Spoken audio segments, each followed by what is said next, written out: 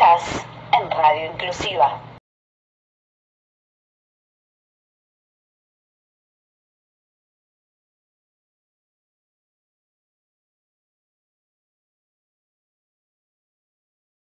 Ahí vamos a estar hablando, a ver si no se escucha. ¿Estás en línea, Bárbara García?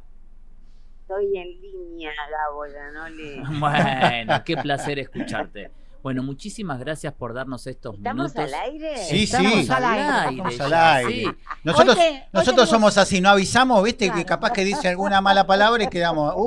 Aparte tenemos el equipo completo que pocas veces se da. No, tal Tenemos cual. productora, Está columnista. Gloria Ona. Barbie, Bárbara. sabía que te iba a encontrar, Barbie.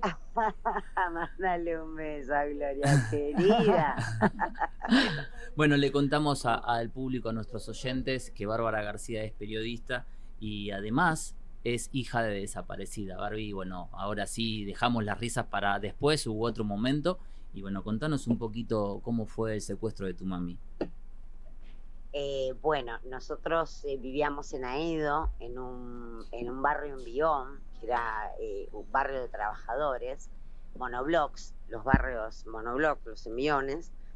Y una noche de junio de 1976 entraron a la voz del ejército militar y a nuestra casa, rompiendo todo, destrozando todo. Bueno, fue un infierno esa noche que vivimos, y se llevaron a mi mamá y se llevaron al... Se cortó. Me parece que se cortó. A ver, Arman. No, Ahí estás está. Se escucha muy Pero se bajito. escucha muy bajo. A ver qué pasó ahí. ¿Vos cambiaste de lugar? Arman no está... ¿Se escucha? Bueno, volvé a llamar entonces, Bar, te volvemos a llamar. Gracias. Bueno, Vamos a contarle a los oyentes que vamos a estar dialogando con Bárbara García, que es periodista, Sí. la hermana también De de Camilo Sí, tal cual. García. Ujú. Y bueno, nos van a estar contando. Hemos lo que vivieron. charlado por algún otro tema con Bárbara en algún momento. sí. El tema política y algo así, principalmente el tema de ella con algún tema de unos juicios que tenía. También es una verdad. estafa que la es habían verdad. involucrado. Exacto. Hola, Ahora estamos, sí, ahora ahí sí. volvimos, Barbie. ahora Ahí se escucha acordaban bien. los chicos, perfecto. Espectacular. Se acordaban los chicos que también hemos hablado contigo por el tema de la estafa que ha Sí, sufrido. de la estafa de Morgado. Exactamente. Sí, me la pasó bomba. Está a full ahorita, sí, tal Bueno. cual. Pero retomamos para aquellos que nos estaban escuchando con tu relato de esa noche Sí. que entraron en la casa Fatídica de de Edo. Aedo. Sí, esa noche que uno no se la olvida nunca más, ¿no? Que queda grabado, está como ¿Qué edad tenías vos? tatuada. Yo tenía 9 años y mi hermano Camilo estaba por cumplir 4 años. Y bueno, nada, fue una noche de terror, de horror, quisieron matarnos, jugaban con el poder de decir a quién matamos primero, si a mi hermano, si a mí me pegaron con una escopeta, me dieron un culatazo en la pierna, bueno, un horror. A partir de ese día, de esa noche, nunca más, a hoy, supimos más nada de mi mamá.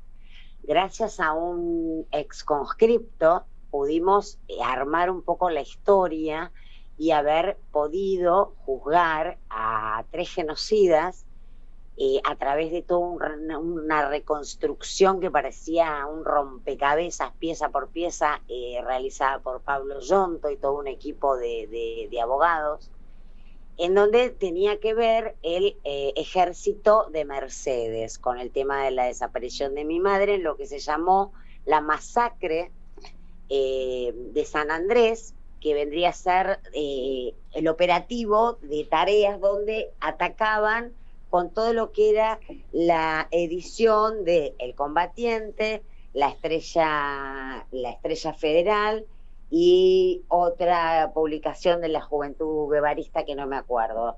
O sea, en mi casa funcionaba, mi madre era editora, además de la revista El Combatiente, que era el pasquín, digamos, del ERP, ¿no? Ujú. Que manejaban ellos. Ujú. Y a su vez fue una de las fundadoras de CETERA, junto a Yasky, junto a Sonia Leso, o sea, de la época que te estoy hablando. Ella era docente y era española, no era argentina. Bueno, a través de todos estos años y de todo ese tiempo, uno vivió como pudo, con un montón de búsquedas permanentes. Y bueno, y hoy pudimos tener la perpetua de 3 genocidas, de los cuales este año, creo que fue, o el año pasado, ha habido un cambio de carátula, por llamarlo vulgarmente, porque en términos bien legales tiene otro nombre, pero pasó a ser homicidio simple. Por lo tanto, los genocidas, que a su vez tienen otras causas y otras muertes en su haber, se les ha dado una condena de 12 años de prisión en domiciliaria, y gozando de un montón de beneficios que te da la domiciliaria, como salir a caminar, llevar a tus chicos al médico. Bueno, en este caso estábamos hablando de gente grande, pero que sí, que se ha agarrado de enfermedades de un hijo, en el caso de Martín Sánchez Cini, de un niño que hoy ya es adulto, con autismo, para poder quedarse en la domiciliaria y haber estado en cárcel común en Campo de Mayo en muy poco tiempo. Bárbara, ¿cómo fue tu infancia después de la desaparición de tu mamá?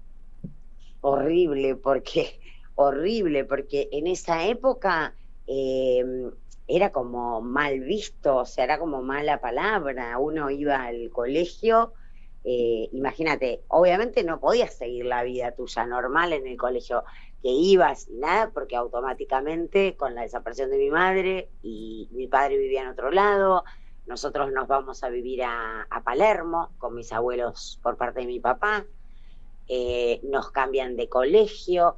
Era difícil que te aceptaran en los colegios porque aparte no había documentación, no teníamos documentación. De las casas se robaban todo, se robaban desde las documentaciones, todo tipo de materiales, se robaban muebles, se robaban ropa, cosas de valor, se robaban todo, las casas las dejaban destrozadas.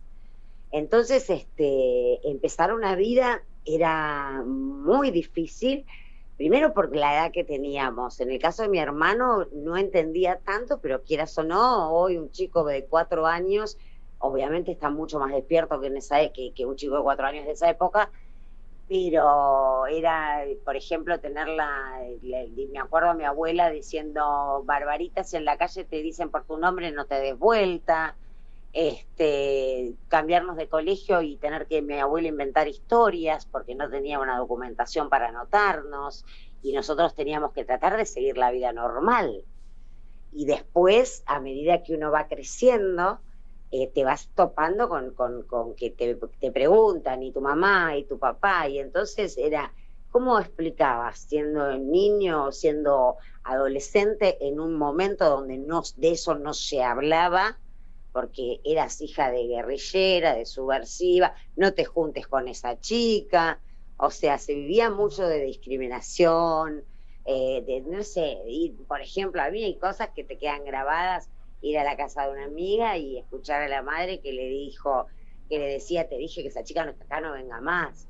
O sea, ese tipo de cosas uno fue creciendo con eso, ¿no? Pero ¿cómo se enteraban en el colegio, tus compañeros, en la adolescencia? ¿Vos les contabas? Porque si vos te mudaste de Aedo ahí, ¿y cómo llegaban a enterarse? Yo no contaba nada, pero bueno, había un corredimes, o sea, eran, de repente aparecían 2 pibes en un colegio a mitad de año que no tenían madre, ¿entendés? Que Claro. aparecía un padre, una abuela, o sea, era como que en esa época era, no sé, buena pregunta me haces, porque yo no me la puse a pensar cómo se daban cuenta, pero se daban cuenta, ¿viste? Tenías el cuchicheo de que te miraban diferente, teníamos una historia familiar diferente. Sí, Vos pesada. inventabas, te decían: ¿dónde está tu mamá? Murió. ¿Y de qué murió?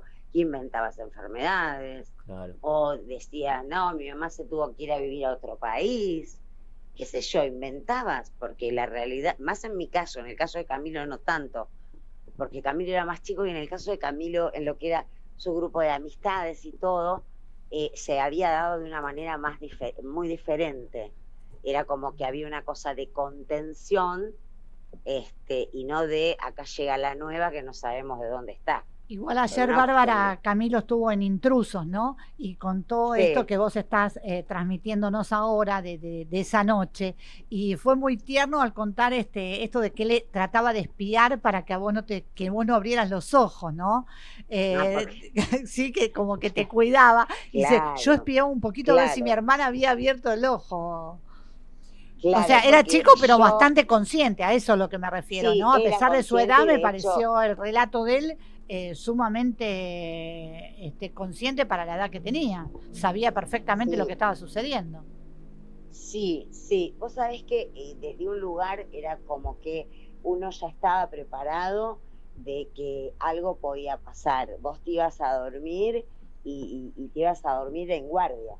Ibas a dormir en guardia porque algo sabías que podía llegar a pasar, porque los movimientos eran extraños, porque a medida que iban pasando los meses después del golpe en marzo, de repente tenías un montón de tíos y de repente esos supuestos tíos no los veías más, no nos dejaban ver tele, o sea, había un montón de cosas que uno vivió y que te llevaban a eso. Camilo sí, él decía que él sufría, que tenía miedo de que yo espiara, porque él había dicho que no nos hagan nada, que nosotros nos tapábamos con la sábana, con la manta, no sé, que nos tapábamos los ojos, y que él tenía miedo de que yo espiara, porque yo me enfrentaba, siendo tan pequeña, digamos, como que estaba ahí peleándome con los militares. De que quería ver a mi mamá, de que esto no, de que aquello tampoco, o sea, era como que uno ya estaba preparado, o sea, era como que esa noche yo sabía que en algún momento iba a pasar. Por eso a lo largo en mi caso personal, a lo largo de la vida, costó mucho, primero, aceptar estar viva, haber quedado viva, porque ellos no y nosotros sí, si estábamos todos, si éramos todos lo mismo, digamos, y crecer con eso, bueno, llevó mucho tiempo de terapia, y después el aprender a vivir sin estar en guardia, ¿no? O sea, dejando la trinchera. Por eso, hoy, año 2025, en un contexto complejo que estamos viviendo, es imposible que no se te vengan a la cabeza situaciones y recuerdos en donde decís, yo no puedo creer que nuevamente uno esté sintiendo, esté imaginándose y esté volviendo a determinados lugares que pensó que nunca más iba uno, ¿no? a volver a Exactamente, sentir. te iba a preguntar, iba a ir por ese lado. Bárbara, ¿cómo te va? Walter te saluda, ¿cómo estás? Un gusto, Walter. Había una vieja publicidad que vos te vas a acordar porque sos de mi generación, que decía, has recorrido un largo camino, ¿no? Y todo lo que es el derecho, nuestros derechos y los derechos, como contás, y lo que ha pasado en los años 70 y en años anteriores, recorrieron un largo camino en estos 40 años de democracia, de idas y vueltas, de leyes de punto final, de adelantarse, de bajar cuadros y de avanzar. Y entonces, justo como hacías la reflexión recién, yo te iba a preguntar sobre eso, Bárbara. Esta reflexión después de haber avanzado y después de haber llegado a estos juicios que son un ejemplo en el mundo, los juicios a esta gente que ha hecho desde el Estado, ¿no? No estamos hablando, ¿me entendés?, de la oscuridad de un grupo paramilitar, sino bancados del Estado, han hecho tanto daño y han hecho una locura. Y llegar a este punto, y ayer ver bancado desde el gobierno un documental, o un llamarle como quiera decirlo, de 19 minutos, ¿me entendés? Tratando de... Mira, anoche lo traté de ver, llegué hasta el minuto 8 y dije, no lo pude terminar de ver. Te juro que fue terrible. Terrible. Fue tremendo despertar. Primero, recordemos, con esto que vos estabas diciendo, ¿no?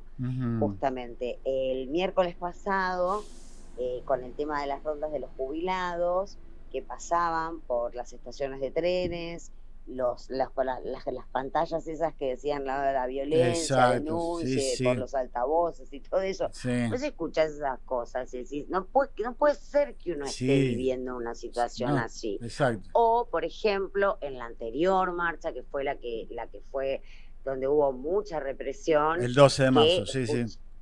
que escuchabas y decían Ujú. en los camiones hidrantes, iban con el autoparlante diciendo zurdos, no sé qué, Sí. váyanse zurdos, o sea, parece, o sea, yo me río, ¿no? Pero me río como una forma, ¿no? de expresarme, como diciendo, yo no puedo creer que estoy viviendo esto. Cuando ayer mi marido a la mañana me dice, no puedo creer lo que sacó Casa Rosada. Y yo le digo, ¿qué sacó? O sea, cuando decís ya, a ver, ¿y ahora qué? Y me dice, no, lo vamos a ver juntos. Claro, él ya lo había visto. Él no es de acompañarme a las marchas, los 24, ni nada de eso. Pero, como lo vio, tuvo temor a que lo viera yo sola. Por supuesto, no lo pude terminar de ver. O sea, no pude terminar de verlo. Me pareció tremendo que se animen a tanto, pero por otro lado, no me sorprende, porque si para ellos somos subversivos, guerrilleros, zurdos, terroristas y qué sé yo, Sí. agradezco a Dios que no nos hayan puesto ayer una bomba en la plaza, porque ayer perfectamente marcha, éramos sí, blancos para que nos tranquilamente. pongan una bomba en la plaza y listo, terminamos con todos estos. ¿Entendés? Que en la cabeza, en el inconsciente estaba, ¿viste? Y estos no harán algo, y estos igualmente no te quitaba la posibilidad de ir, porque ni pensabas en no ir, pero viste, vos decías, y acá los tienen a todos juntos, Claro. según ellos, ¿entendés? Sí, sí, sí. Igual ayer en la marcha, no sé, Gabo, o si ustedes estuvieron, a mí me pareció que se vivió un clima y una concurrencia de gente, de personas, para mí, ¿no? En lo personal, muy diferente a otras marchas. Ujú. ¿A qué te referís, Barbie, con eso? Primero me refiero a que, bueno, para mí, pues, primero el tema de la gente, que se había más o menos, ahí no puedo entrar no hay No, con esos como se dice, detalles, no, aparte no tienen número fijo. sentido.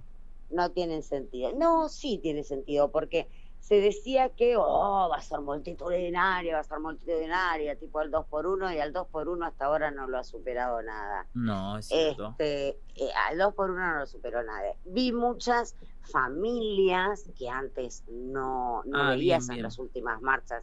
Tanta cantidad de niños, tanta cantidad de matrimonios jovencitos con niños. Más plural, querés decir. Que no eran todos zurdos, por determinarlo de alguna manera. Y sí, yo compruebo lo mismo. Gente normal, gente común, gente normal. no claro, para que se entienda, no porque los zurdos no sean normales, pero para que se entienda. ¿Me entendés? El calificativo. ¿Me entendés? Me causa gracia no porque gente de todo, no claro. Exacto, no politizada. Que también hubo. No politizada. Y acá está Gloria que te quiere hacer una consulta. ¿Cómo estás, de Barbie? ¿Cómo estás, muñeca linda? Qué sorpresa. Escúchame. A todo esto, perdón, por ahí vuelvo para atrás. Tu papá, ¿qué les decía, por ejemplo? No nos decían nada porque no sabían qué decirnos. O sea, al principio uno decía, ¿y mamá dónde está? ¿Mamá dónde está? ¿Y qué hicieron con mamá? ¿Y qué hicieron? Claro, mamá ya va a volver, te decían, mamá ya va a volver. O sea, en el caso mío, yo sabía todo lo que hacía mi mamá, porque de alguna u otra manera yo era la responsable del hogar, de llevar a mi hermano al jardín, de cocinar, con 9 años, 8 y 9 años, de cocinar, de limpiar la casa, de recibir a la gente, de estos tíos y tías. O sea, yo sabía que algo pasaba y sabía que no tenía que decir nada a mi papá ni a mis abuelos. O sea, tenía órdenes de mi madre de no contar lo que pasaba en mi casa, porque si yo contaba lo que pasaba en mi casa, nos podían llegar a matar a todos. O sea, uno creció también con esa cuestión en los hombros, ¿viste? Sí. Entonces era frente a eso, era como que uno podía preguntar, pero podía preguntar hasta ahí. Uno esperaba más que nada que el otro nos dijera algo, no preguntar. Era muy tremendo preguntar porque no teníamos respuestas. Entonces ya llegaba un momento ya no preguntabas, porque lo que querías era que ellos te dijeran algo y nadie te decía nada, o sea, no sabían qué decirte porque no tenían información y era muy difícil explicar por ahí a los más chicos o por ahí a un niño que no estuviese tan involucrado como en el caso mío, lo que estaba sucediendo. A mí no me dejaban salir a jugar, por ejemplo, con los demás chicos, porque no tenía que decir nada. Entonces, de cierta forma, uno también iba, viste, y sabía que esto no puedo, esto no puedo, esto no puedo. O sea, estaba como, porque para mí era lo normal la vida que yo hacía. O sea, y después de adulta me di cuenta que yo no tuve infancia, que de niña fui adulta. Claro. Y hay una etapa, hay una parte de lo que es la infancia y la niñez que yo no tuve. ¿Pero tu papá nunca se alejó de ustedes, nada de eso? ¿O algo? No, mi papá justo se había vuelto a casar por segunda vez, estaba por nacer la primera hermana del segundo matrimonio de mi papá, como la esposa de mi papá era muy joven. Esto sí se lo recrimino a mi padre al día de hoy, amo a mi padre y todo, pero le digo, loco, en el momento donde estábamos más expuestos, o sea, con una herida tremenda, bueno, él priorizó el estar con su nueva mujer y en el nacimiento de su nueva hija, y apoyándonos a su mujer que era muy joven, y bueno, y nosotros nos quedamos a vivir con nuestros abuelos paternos, que también era una realidad que era más seguro, íbamos a estar más contenidos, asistidos, o sea, era diferente, ¿no? O sea, era otra cosa. Por un lado es lógico, pero nosotros durante todo el primer año vivimos con mis abuelos por parte de mi papá. Barbie, en cuanto a lo que te referías de que viste una plaza más homogénea en cantidad y en distinto tipo de gente, que no hubo tanta política, ¿cómo ves el tema de las banderas? Que la Cámpora por un lado, que la izquierda por el otro, que Kicillof, que Moreno. ¿Cómo ves que la política, que parte de esa política de centro izquierda, si querés llamarlo de alguna manera, tomen la bandera de los derechos humanos? Me da mucha bronca, no lo aguanto, no soy querida en los organismos, no soy querida, porque justamente mi primera vez cuando quise intentar acercarme a un organismo como hijo, me encuentro que estaba yo marchando por un lado y que en realidad con los hijos que yo me juntaba estaban marchando hacia otro lado. Te estoy hablando de hace 1000 años, o sea, era hijos, línea revolucionaria, hijos, línea no sé qué, hijos. Y yo siempre digo que cuando todas estas cosas se ramifican, se pudren un poco, se intoxican, se pierde la esencia de la lucha. Y la esencia de la lucha es absolutamente una. Pon la bandera política en la que quieras, pero la esencia es una. Y cuando se pierde esa esencia, se pierde realmente la legitimidad de la lucha. Por eso a mí me enoja mucho que muchas veces usan el tema de nuestro dolor, porque acá dice desaparecidos, detrás de cada desaparecido, detrás de cada pelea por un número, detrás de todo eso hay vidas que han quedado marcadas y que al día de hoy tienen las heridas y están a flor de piel. Y eso es lo que los políticos no entienden, y eso es que los pibes de la Cámpora de la Liberación no entienden, y eso es lo que los partidos de izquierda no entienden, y eso es lo que a uno hace un poco esconderse de todo eso, alejarse un poco de todo eso, porque ya bastante intoxicados estamos con la historia que nos tocó vivir y con una justicia que otra vez, nuevamente, volvió a ser la no justicia. En el caso mío puntual de mi mamá, los abogados que digamos que en la causa mía yo tengo en mi contra, y están en mi contra, en mi nuca permanentemente, son justamente los mismos abogados que trabajan con Victoria Villarruel y que fueron los que armaron toda la logística para los diputados de La Libertad Avanza, que fueron en esa famosa combi a ver a los detenidos en Ezeiza, que son Ricardo St. James y Laura Olea.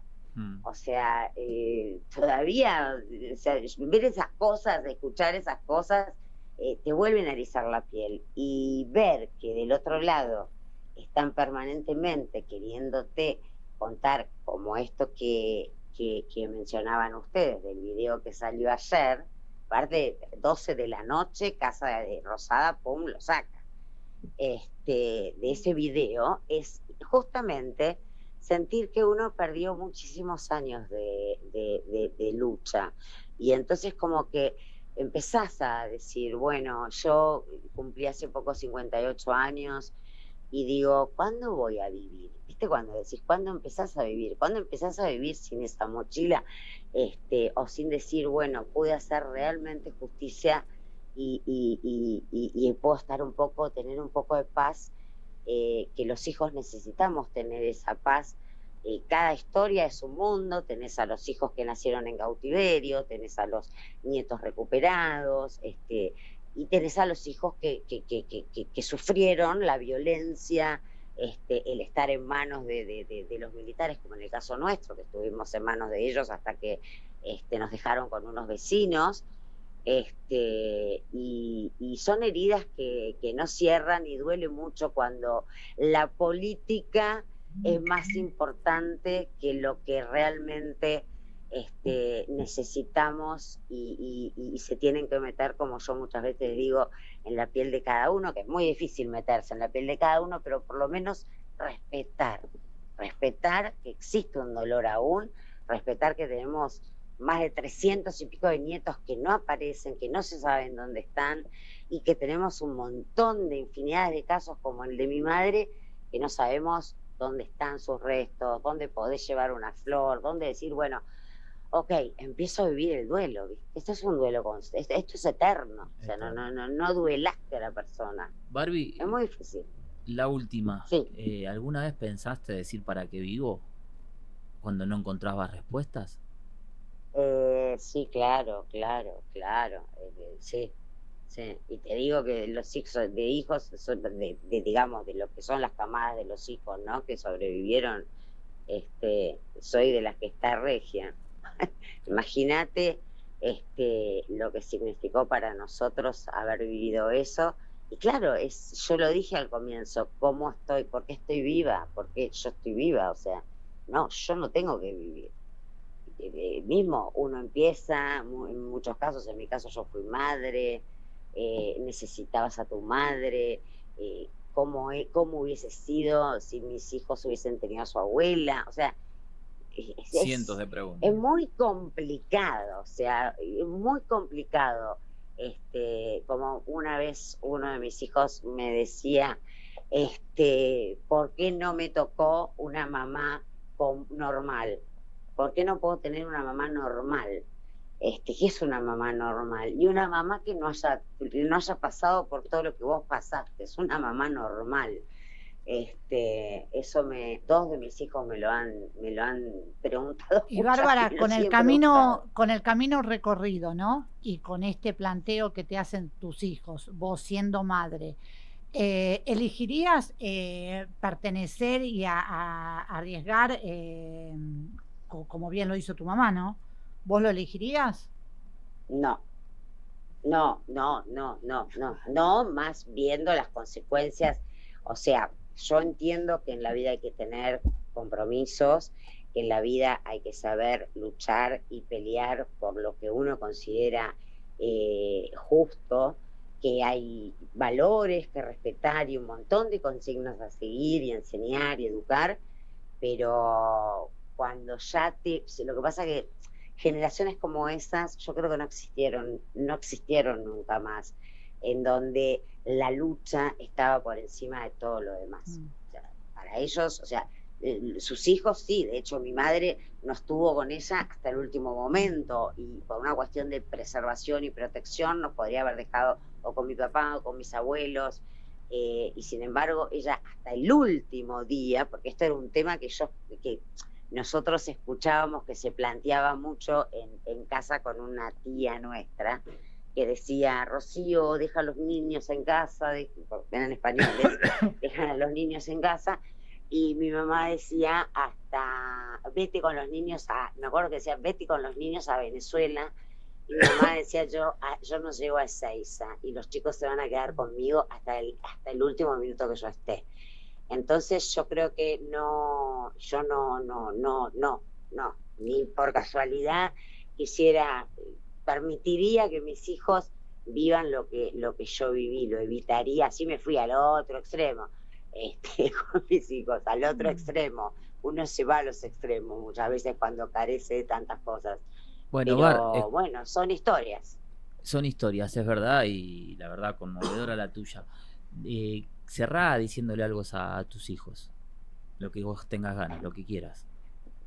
No, yo les digo lo que les digo siempre: es lo que les tocó, saquen lo bueno de todo y sepan lo que no y sepan lo que sí. ¿Qué voy a hacer? Es esto. Yo entiendo que es difícil ser hijo de Bárbara García, como le digo siempre, pero son hijos de Bárbara García, así que tienen que aprender a convivir con eso. Se matan de la risa, hoy ya adultos, se matan de la risa y aman que uno sea como es. Pero bueno, entiendo que porque también esto se da en los colegios, por ejemplo. Ahora es normal hablar de los desaparecidos. Mis hijos han crecido en colegios donde convivían con nietos de genocidas. En la zona donde se dio, que yo viví, se daba mucho eso, ¿no? Y a mis hijos les daba vergüenza decir: ah, no, mi abuela es desaparecida. Se dio eso en una época, y claro. Entonces ahí era como que, viste, era raro, porque vos también te hacías íntima de las madres de los amigos de tus hijos y eran hijos de genocidas militares. Entonces, fue la verdad que no es fácil, pero bueno, es un poco, como yo digo, respetar a las personas por lo que son, por lo que valen, y nada, y elegí la vida, por supuesto. Hoy tengo 3 hijos, tengo 2 nietos, y estoy aprendiendo a vivir, aún sigo aprendiendo a vivir. Bueno, gracias Bárbara, gracias por contarnos tu historia, que es conocida por muchos, pero otros tantos no, y bueno, que tengas lo mejor que te resta de esta vida, porque te lo mereces. Muchas gracias, un cariño enorme a todos. Gloria, besito, y a ustedes. Besito, reina.